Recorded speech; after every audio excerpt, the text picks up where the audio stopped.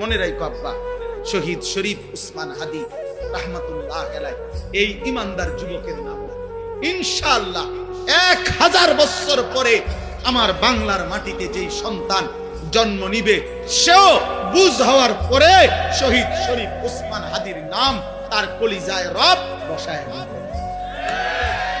1000 বছর পরের প্রজন্ম চিনবে। এই পৃথিবীর তৃতীয় উসমান, উসমান হাদি, পৃথিবীতে সোনার অক্ষরে তার নাম। তৃতীয়, প্রথম উসমান, উসমান ইবনে আফফান ইসলামের তৃতীয় খলিফা।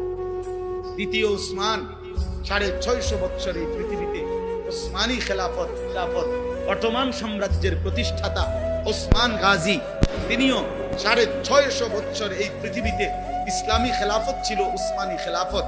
এই খেলাফতের যিনি প্রতিষ্ঠাতা ছিলেন তার নামও ছিল উসমান গাজী।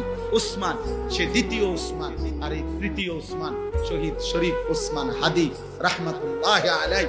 গোটা পৃথিবীতে ইনশাআল্লাহ তার নাম আলোচিত হবে।